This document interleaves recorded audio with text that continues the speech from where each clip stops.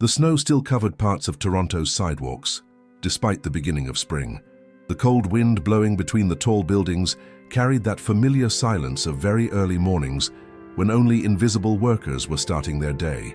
Among them was 22-year-old Emily Turner, wearing a simple uniform, worn-out gloves, and carrying an old backpack with the lunch her worried neighbor had prepared for her. Emily hurried toward the glass tower of Northbridge Financial Group, one of the most influential companies in Canada, located in the heart of Bay Street, the Canadian Wall Street. Inside, on the higher floors, where floor-to-ceiling windows overlooked Lake Ontario, billion-dollar decisions changed destinies. And Emily, well, she cleaned those windows. She worked for a contracted cleaning company, doing the overnight shift and finishing around 7 in the morning, just as the first executives began to arrive. It was exhausting, it was lonely, it was hard, but it was what she had. And Emily was grateful, or at least she tried to be. What Emily didn't know was that the owner of that massive corporation was Richard Hale, one of Toronto's most respected and feared businessmen. A 54-year-old man with a serious gaze, a reputation for being cold and calculating, and a life marked by hard decisions, near catastrophic losses, and an almost non-existent personal life. Richard had everything: money, influence, status, but he had no one. No family, no friends, not even a genuine smile left to offer the world. And there was a reason no one knew for this coldness. Decades earlier, Richard had gotten a young woman named Sarah Mitchell pregnant, the love of his youth. They had planned to marry, but a foolish fight combined with pressure from Richard's powerful family ended the relationship. He tried to find her years later, but Sarah had moved away, disappearing completely. The last he heard was that she had a daughter, but the child's name, her identity, everything had been lost. Since then, Richard carried a silent guilt, a guilt he buried under layer upon layer of work. As he went up the elevator to the 42nd floor, where his luxurious office was located, Richard had no idea that at that exact moment, Emily was kneeling on the carpet of that same floor, scrubbing a stain with the repetitive motions that bruised her knees. She would never dare look up, much less toward the golden portrait showing the trajectory of that man, the founder, the visionary, the giant of business. The irony? She spent every night cleaning the carpet her own father walked on, but no one knew that, neither she nor he. Still, something strange had been happening for weeks.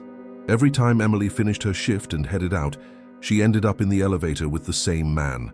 Well-dressed, exhausted expression, almost always holding a cup of coffee. He never said anything. He simply observed her hunched posture, her tired eyes, her fingers reddened from the cold and the cleaning chemicals. That man was Richard, and even if he didn't realize it, he was watching her more than he should.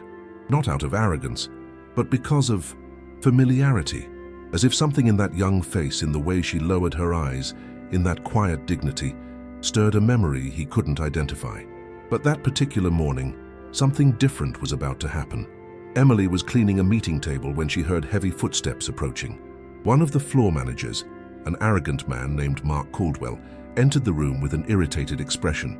"You're not done yet," he said, not even looking at her. "My meeting starts in 10 minutes. For God's sake, these cleaning companies only hire incompetents." It was always like that, always. Humiliation disguised as urgency, insults wrapped in authority.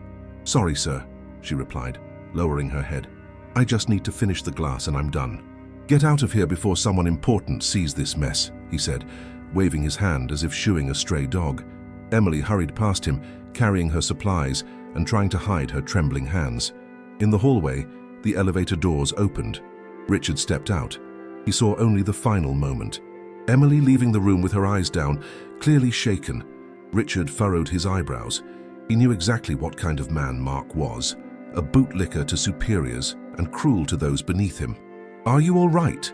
Richard asked, not exactly with sympathy, but with a rare hint of concern. Emily didn't recognize him as Richard Hale. She'd never seen him up close. She only knew that the company's owner was someone powerful and distant. "I'm fine, sir," she answered with a small, sad smile, avoiding his eyes. Richard felt something strange in his chest. That expression, it was like looking into the past. Before he could say anything, Mark reappeared. "Oh, Mr. Hale," he exclaimed, instantly switching his posture. "Everything's ready for your meeting." Richard Hale, the owner, the most powerful man in that building. He had seen her being humiliated. Richard turned away from her and walked toward the meeting room, but for some reason, he hesitated at the door, as if he wanted to look again, as if he needed to understand that strange feeling that had hit him since the first time he saw her in that elevator. And then, in the suffocating silence of the hallway, came the first sign, small, almost imperceptible, that something much bigger was on its way. Emily dropped her badge. Richard instinctively bent to pick it up. Their eyes met for a moment, far too long. Long enough for Richard to feel his heart beat in a way it hadn't in decades. He handed her the badge. Emily thanked him. But that simple gesture knocked Richard off balance. Something inside him stirred. Something he didn't yet understand. And without knowing it, in that instant, father and daughter looked at each other for the very first time in their lives. In the days that followed, Emily tried her best to avoid any kind of contact with Richard Hale, the man who owned everything, the unreachable figure sitting at the top of the corporate world. She was certain that if she drew too much attention to herself, she could lose her job. And losing her job for someone living on the edge like she was meant losing far more than a salary. It meant losing her tiny rented room, the little comfort she had, and even the meals she could barely afford each month. But fate seemed determined to force their paths to cross.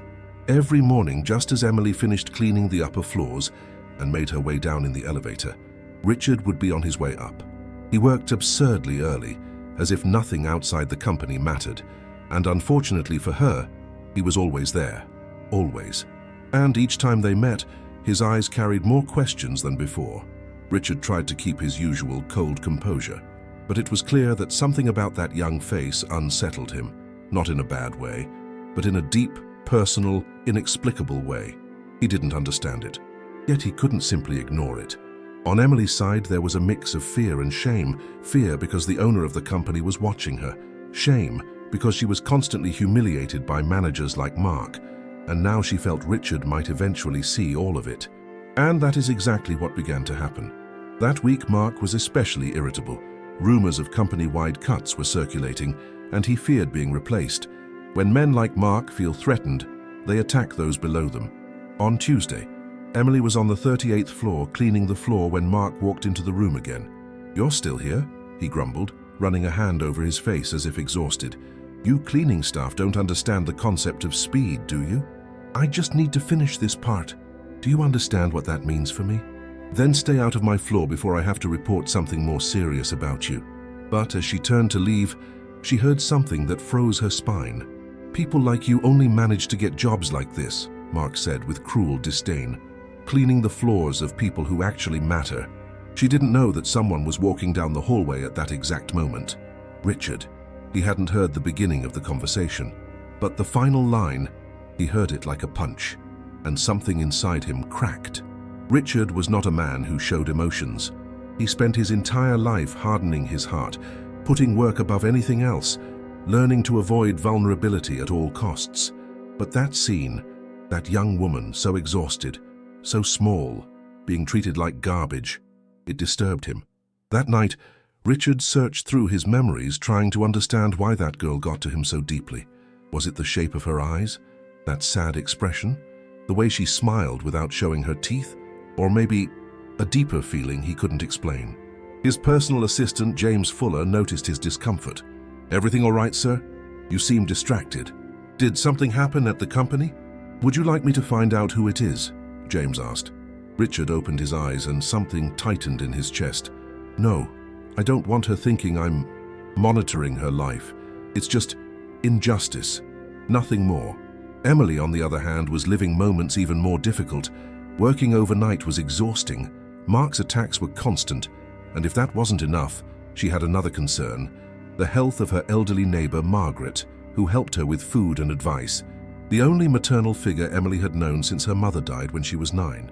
Emily lived alone, completely alone. No family, no support, no one to defend her. She was a young woman trying to survive in a world that rarely showed compassion. And Richard, without knowing it, was the same. Two lonely souls, carrying different wounds, crossing paths again and again by the insistence of fate and by the silent discomfort of the antagonist. Because Mark had noticed something. He noticed that Richard looked at Emily too often. Not with romantic interest, but with some kind of attention. And that triggered a dangerous warning, because men like Mark cannot lose control, ever. And from that day on, he decided he would do everything he could to push Emily away. Everything, even if it meant humiliating her more and more. And something serious was about to happen. Over the next few days, a strange atmosphere settled over the upper floors of Northbridge Financial Group.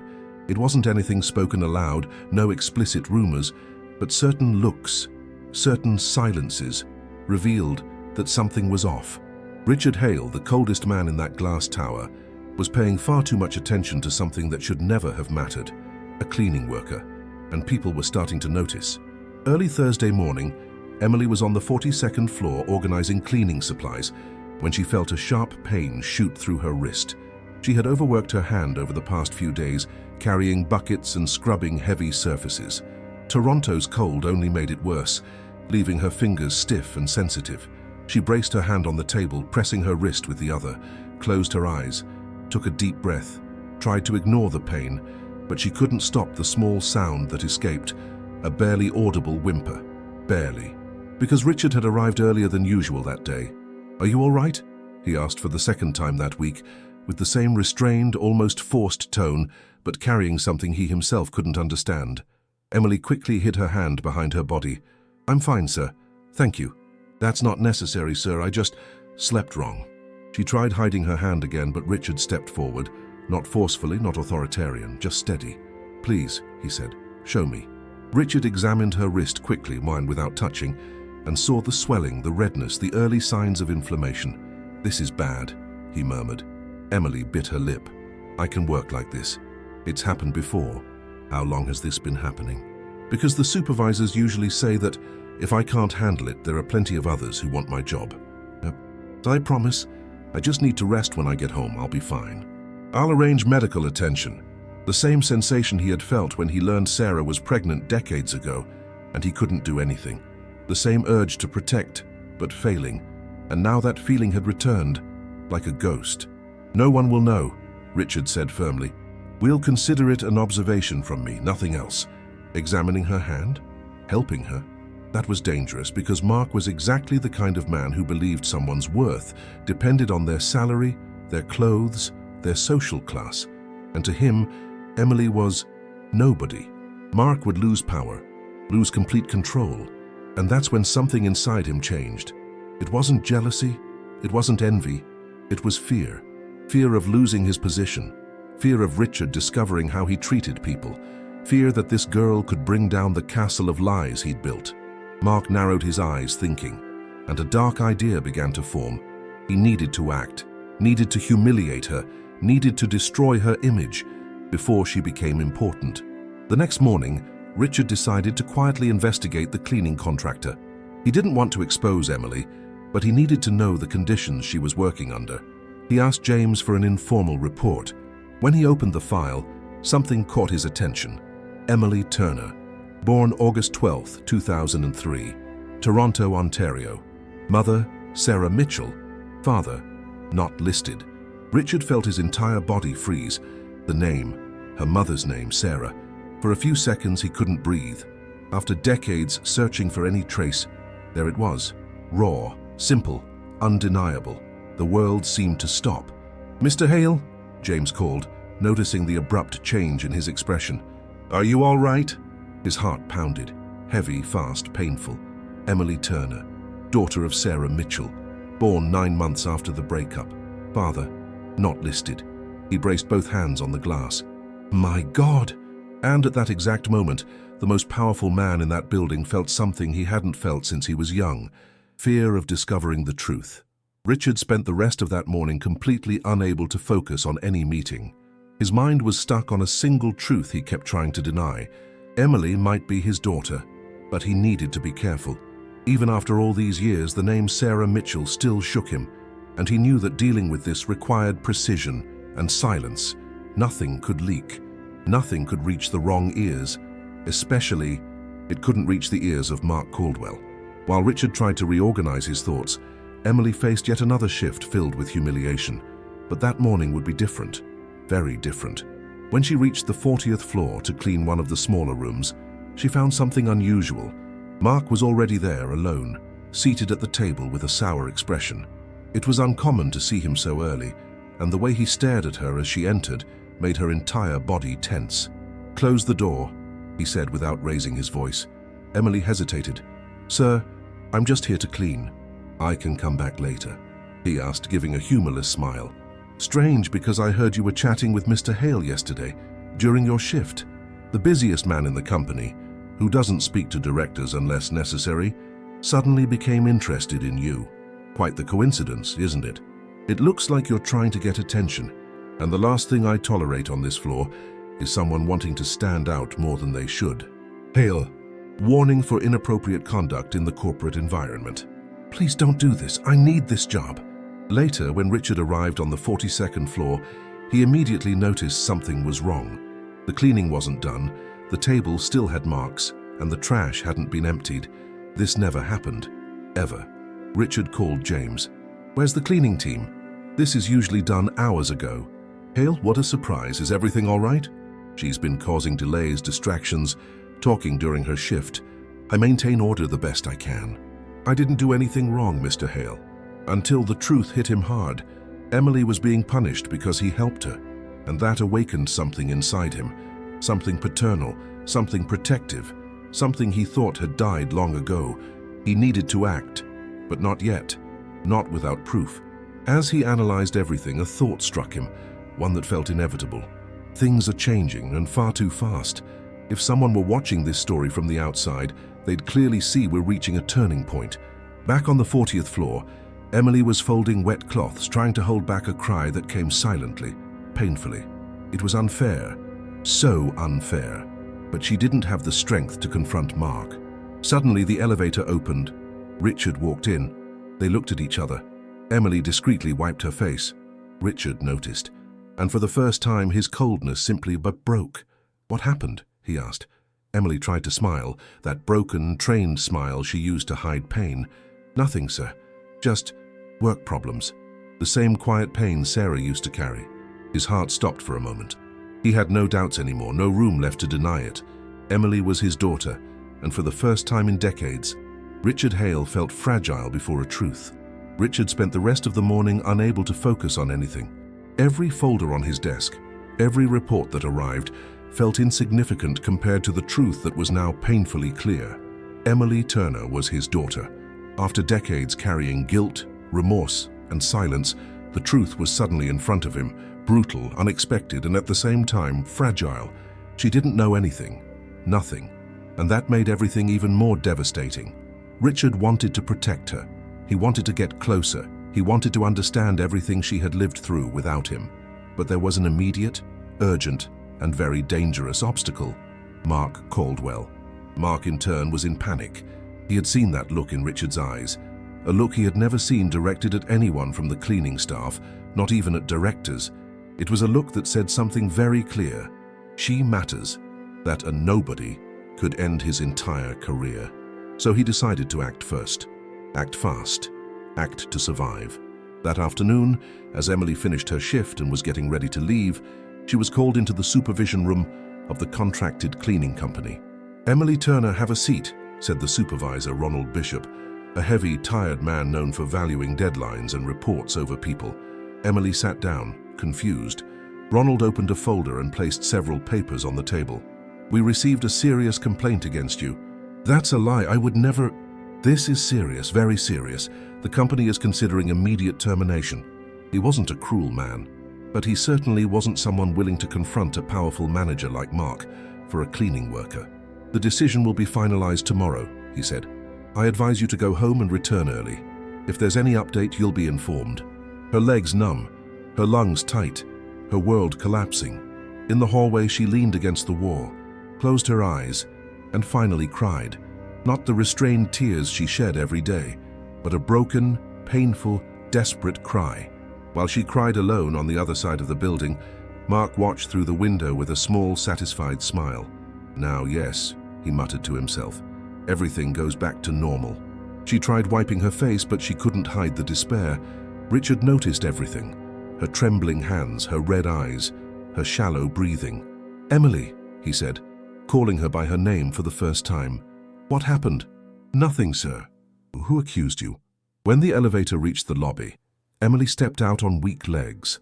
Richard remained standing there, watching her leave through the revolving doors, crossing the street with that bent, diminished, destroyed posture. The feeling that came over him was something he hadn't felt in decades. Helplessness, followed by fury. A dark, quiet, profound fury. Richard Hale never accepted defeat. Never. And now someone was trying to destroy the person he now knew, deep in his bones, was his own family. He would not allow it. But Mark didn't know that. And the escalation of conflict was far from over, because that very night, Mark prepared his final strike, a falsified report, a planted USB drive, and a formal complaint that would reach the board the next morning. If that went through, Emily wouldn't just be fired, she could be prosecuted. Everything seemed lost, and the worst was still to come. The next morning rose gray, suffocating, heavy.